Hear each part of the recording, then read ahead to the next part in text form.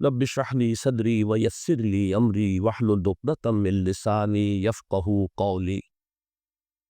اللهم ربنا الهمنا رشدنا واعذنا من شرور انفسنا. اللهم ارحمنا بالقرآن العظيم. اللهم اجعله لنا اماما ونورا وهدى ورحمة. اللهم ذكرنا منه ما نسينا وعلمنا منه ما جهلنا وارزقنا تلاوته آناء الليل وآناء النهار واجعله لنا حجة یا رب العالمین آمین۔ تو میں نے آپ سے بتایا کہ یہ قدر جو ہے، ایک تو اسی سے لفظ قدرت بنا ہے، اور نمبر دو اسی سے کسی شے کی قدر و قیمت، اور پھر اسی کے معنی ہے اندازہ مقرر کر دینا، کسی شے کا اندازہ، یہ قدر ہے۔ اللہ نے ہر چیز کا ایک اندازہ مقرر کر دیا ہے، اور قدر مقادیر، مشکوٰۃ شریف میں ایک پورا باب ہے ایمان بالقدر کا عنوان ہے، صحیح بات۔ تو پہلی حدیث کیا ہے؟ مسلم شریف کی روایت ہے، عبداللہ ابن عمرو بن العاص رضی اللہ تعالی عنہما۔ حضرت عمرو بن العاص جو بڑے سرداران قریش میں سے تھے، بڑے سیاستدان تھے، اور بڑے بہادر انسان بھی تھے، ان کے بیٹے ہیں عبداللہ۔ اور بڑی دلچسپی کی بات یہ ہے کہ باپ اور بیٹے کے مزاج میں بود المشرق ہے، وہ تھے جنگجو اور سیاستدان اور بڑے سرداروں میں سے، یہ تھے انتہائی زاہد و انتہائی زاہد پاک۔ انہی کے بارے میں آتا ہے پوری پوری رات کھڑے رہتے تھے نوافل، اور ہر روز روزہ رکھتے تھے، جس پر حضور نے یوں کہنا چاہیے کہ ٹانٹ پلا دی۔ آپ کو اطلاع ہو، آپ نے بلایا، یا عبداللہ اولم اخبر انک تقوم اللیل وتصوم النہار وتصوم الدہر، کیا مجھے یہ خبر نہیں دی گئی ہے؟ یعنی مجھے یہ خبر ملی ہے کہ تم پوری رات کھڑے رہتے ہو، نماز پڑھتے ہو، تم ہر روز روزہ رکھتے ہو، اب کیا کرتے؟ بلا یار، جھوٹ بولنے کا تو یارہ ہے ہی نہیں ہے، وہ بھی نہیں سکتا۔ فرمایا لا تفعل، سخت سے رہو۔ وہ عبداللہ ابن عمرو بن العاص رضی اللہ تعالیٰ عنہما اس کے راوی ہے، قال قال رسول اللہ صلی اللہ علیہ وسلم کتم اللہ مقادیر الخلائق قبل ان یخلق السماوات والارض ب50 الف سنہ۔ اللہ تعالیٰ نے مقداریں اور تقدیریں، ابھی دو الفاظ میں بولوں گا تاکہ آپ کے ذہن میں بات رہے، معین کر دی تھی، لکھ دی تھی آسمانوں اور زمین کی تخلیق سے 50,000 سال قبل۔ یہ ہے قدہ، ہر چیز کی ایک تقدیر جو ہے وہ معین ہوئی۔ اب آئیے اس میں کتاب سے مراد کیا ہے؟ جو آیت میں نے دوسرے نمبر پر پڑھی آج، سورہ حدید کی آیت، ما اصاب من مصیبت فی الارض ولا فی انفسکم الا فی کتاب من قبل ان تبرأ۔ کتاب سے مراد کیا؟ نہیں پڑتی تم پر کوئی مصیبت، کوئی تکلیف، نہ زمین میں نہ تمہاری جانوں میں۔ زمین میں سیلاب کا آ جاتا، زلزلے کا آ جاتا، اور اس طرح کی عمومی ہلاکت کا آ جاتا، عمومی تکلیف کا آ جاتا۔ تمہاری جان میں اچانک جو ہے تشخیص ہو گیا کینسر ہے، اچھے بنے تھے، ٹھیک ٹھاک چل رہے تھے، تو معمولی سے تکلیف ہوئی، انویسٹیگیشن کیا تو معلوم ہوا کہ کینسر ہے، اور وہ کافی بڑھ چکا۔ لیکن جو شے بھی آتی ہے، چاہے تمہاری جان پر آئے چاہے زمین پر آئے، وہ ایک کتاب میں لکھی ہوئی موجود ہے، اس سے پہلے کہ ہم اسے ظاہر۔ یہ تمہیں مشکل نظر آئے گا، ان ذالک علی اللہ یسیر، یہ اللہ پر بہت آسان، بہت آسان۔ اللہ کا علم کامل ہے۔ تو معلوم ایک بات جان لیجیے کہ از حقیقت کتاب سے مراد اللہ کا علم قدیم ہے۔ اللہ کا علم حادث نہیں ہے، معاذ اللہ ثم معاذ اللہ، کہ کوئی شے ہوئی تو اس کے علم میں آئی۔ یہ ہمارے ہاں بعض گمراہ فرقوں کا عقیدہ ہے، اسے بدع کہتے ہیں، کہ اللہ کے علم میں بدع بھی ہے، یعنی کسی واقعے کے ظہور کے بعد اس پر کسی شے کا منکشف ہونا، معاذ اللہ سبحانہ، یہ شان خدا اس بہت بڑی، وہ تو عالم ما کان و ما یکون ہے، جو بھی کچھ تھا اور رہا ہے آج تک ہمیشہ سے ہے، اور جو بھی کچھ ہوگا وہ سب اس کے علم میں، آنے واحد میں آنے واحد، یہ آنے واحد کے لفظ کو اچھی طرح سمجھ۔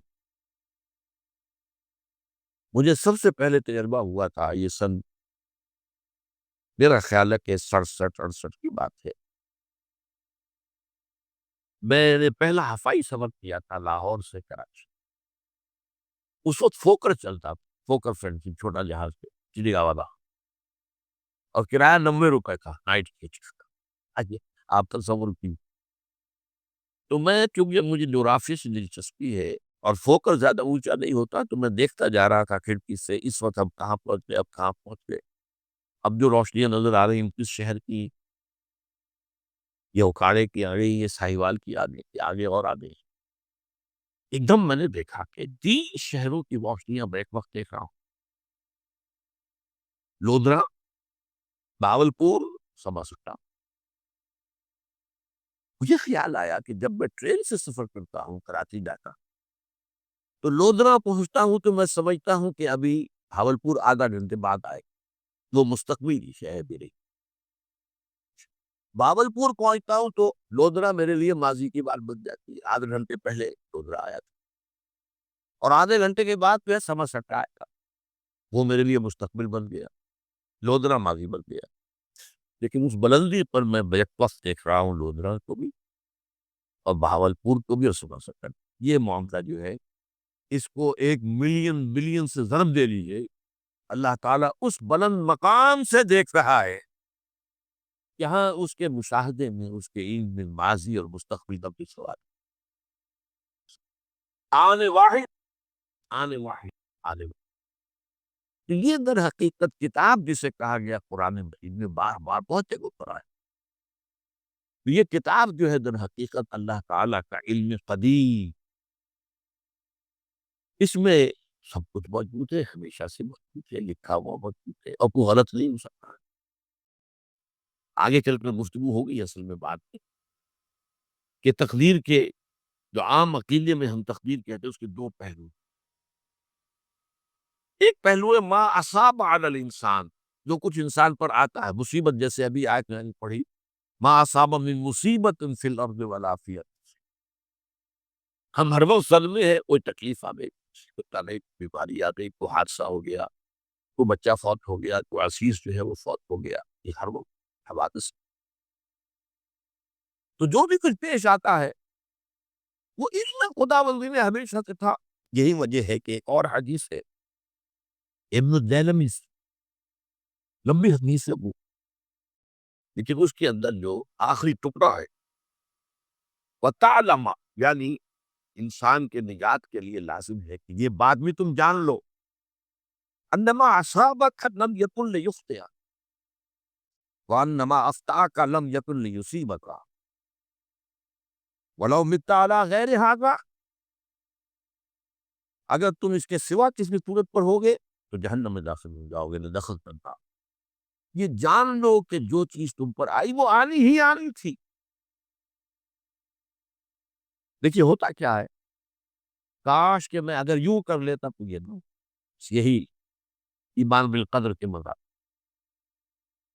جو ہوا ہے وہ اللہ تعالیٰ کے ہاں تو پہلے سے طے تھا، ہونا ہی تھا، تمہاری کوئی تدبیر، کاش کہ میں اس وقت یہ کر دے، یہ لو، اسی لیے ایک حدیث میں الفاظ آئے ہیں، ان کلمۃ اللو تفتح عمل الشیطان، اس لو سے کاش، اس سے شیطانی عمل شروع ہو جائے،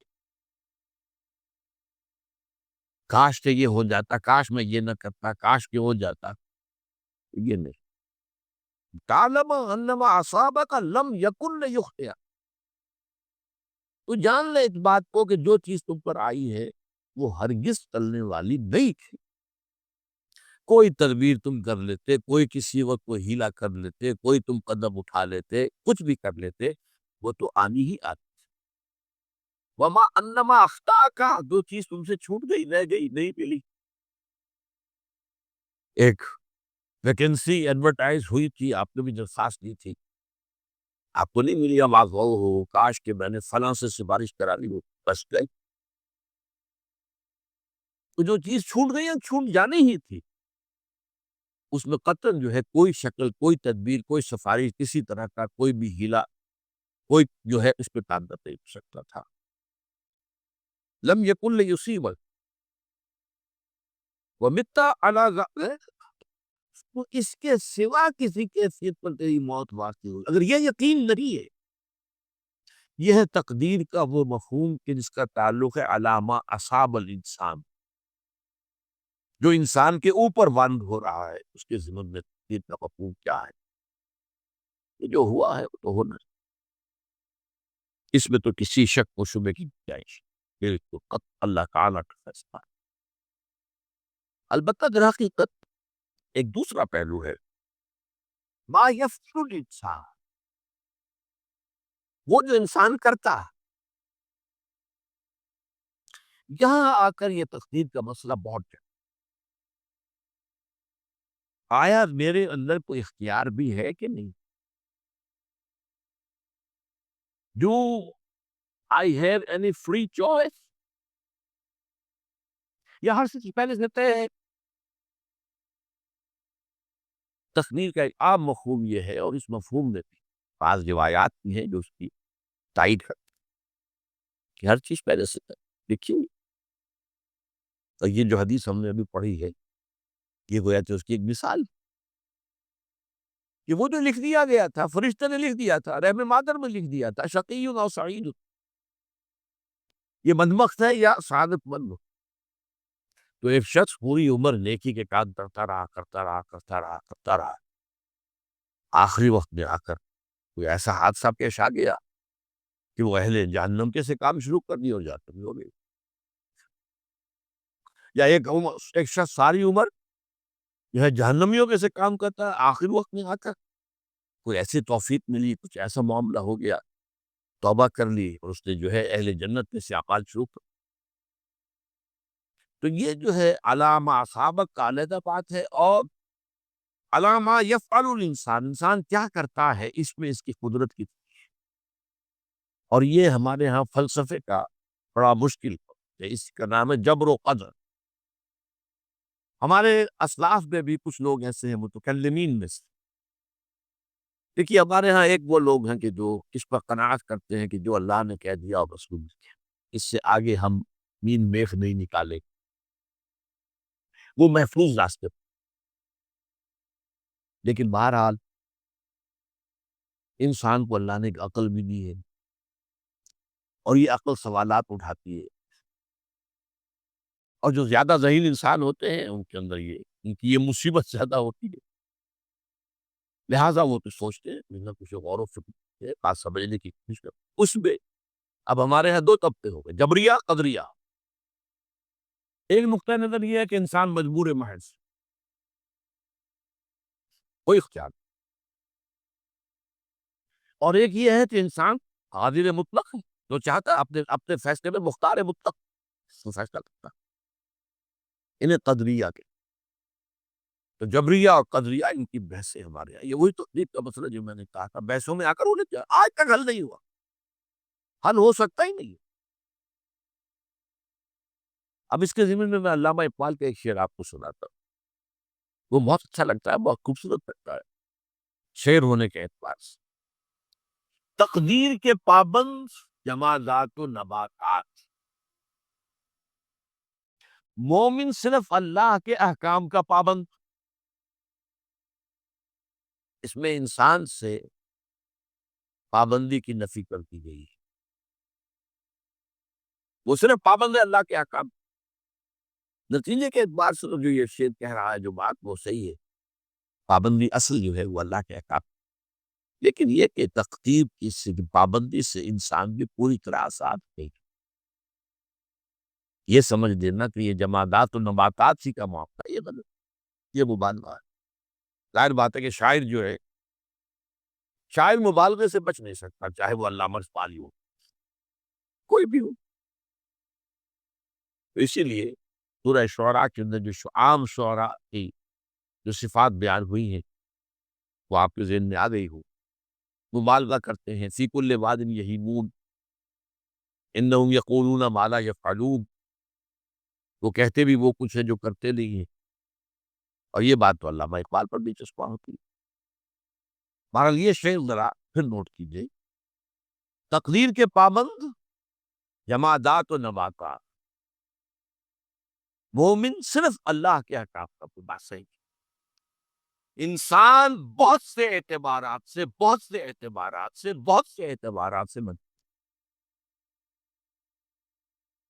سب سے پہلے جو ہے انسان کے اندر ایک تقدیر نوعی ہے، نوع انسان، چھوٹی سی چڑیا اڑتی پھرتی ہے، انسان نہیں اڑ سکتا۔ آپ نے ٹھیک ہے مشین ایجاد کر دی، جہاز ایجاد کر دیا، آپ بڑھ رہے ہیں 500 آدمی اور سینکڑوں من سامان لے کر جو ہے وہ جا رہا ہے، 747 ہو یا 757 ہو، یہ کر لیا ٹھیک ہے، خود نہیں اڑ سکتا۔ اب کیا کریں گے آپ؟ یہ تقدیر نوعی ہے، اسپیشیز، ہر اسپیشیز کے لیے اللہ نے ایک اندازہ مقرر کر دیا ہے، اس اندازے ہی میں رہے، اس سے غیر احادی۔ پھر ایک تقدیر شخصی ہے۔ اب دیکھیے تقدیر شخصی کیا ہے؟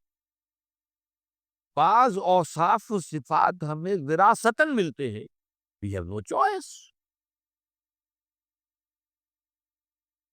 پہلے بھی یہ بات مانی جاتی تھی، آج جو ہے ذرا سائنٹیفک انداز میں ہم کہتے ہیں جینز میں چلا آ رہا ہے، وہ جینز کو کوئی بدل سکتا ہے؟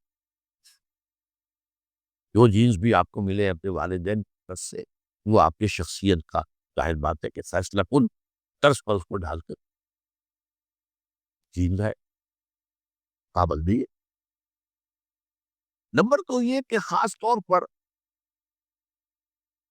جو گھر کا ابتدائی ماحول ہوتا، ماں کی گود اور ابتدائی گہوارہ گھر کا، اس کے جو اثرات مرتسم ہو جاتے ہیں شخصیت کے اوپر، وہ بھی بڑے مستقل پختہ۔ ان دونوں چیزوں کو ضرب دے دیجیے، hereditary factors multiply by environmental factors, اس سے مل کر ایک شے تیار ہوتی ہے جس کو قرآن کہتا ہے شاکلہ۔ قل کل یعمل علی شاکلتہ فربکم اعلم بمن هو اہدی سبیلا، سورہ ملک سائے۔ شاکلہ کسے کہتے ہیں؟ شکل دینے والی شے۔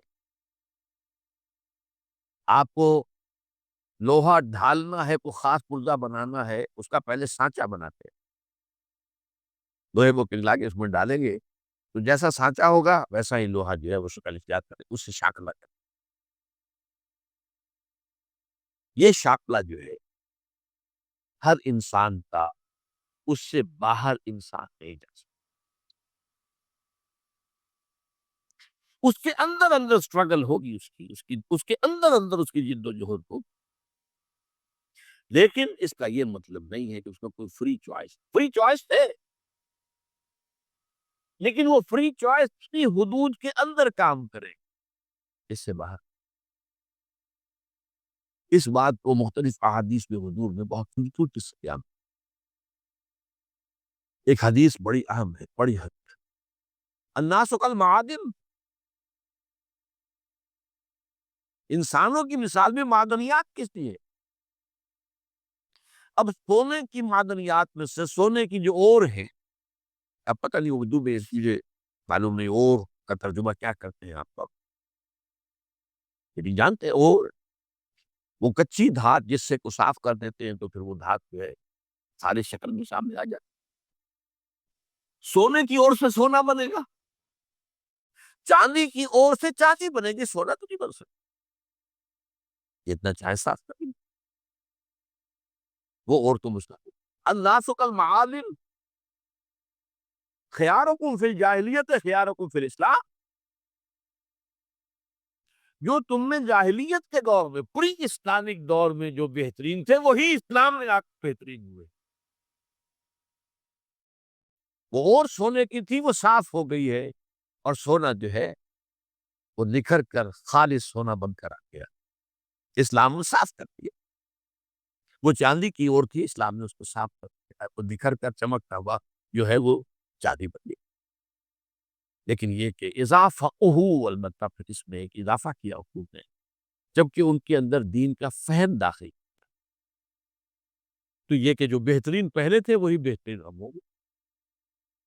اسلام لانے سے پہلے بھی بہترین ابو بکر تھے، اسلام لانے کے بعد بھی بہترین ابو بکر۔ حضور پر وحی سے پہلے بھی بہترین خاتون خدیجۃ الکبریٰ تھی، ایمان لانے کے بعد بھی بہترین خاتون خدیجۃ الکبریٰ۔ اور دوسری حدیث سنیے، عن ابی الدرداء رضی اللہ تعالی عنہ قال بینما نحن عند رسول اللہ صلی اللہ علیہ وسلم، اسی حال میں کہ ہم ایک روز ہم حضور کے پاس تھے، نتذاکرون ما یکون، اور ہم سوچ رہے تھے کیا کیا کچھ پیش آنے والا ہے دنیا پہ۔ اس قال رسول اللہ صلی اللہ علیہ وسلم، جبکہ حضور نے ہم سے ایک بات کہی، بڑی غور سے سنیے، اذا سمعتم بجبل انزال عن مکانہ فصدقوه، اگر تم یہ سنو کہ کوئی پہاڑ اپنی جگہ سے ٹل گیا تو مان لینا۔ وَإِذَا سَمِعْتُمْ بِرَجُلٍ تَغَيَّرَ عَنْ خَلْقِهِ فَلَا تُصَدِّقُوهُ،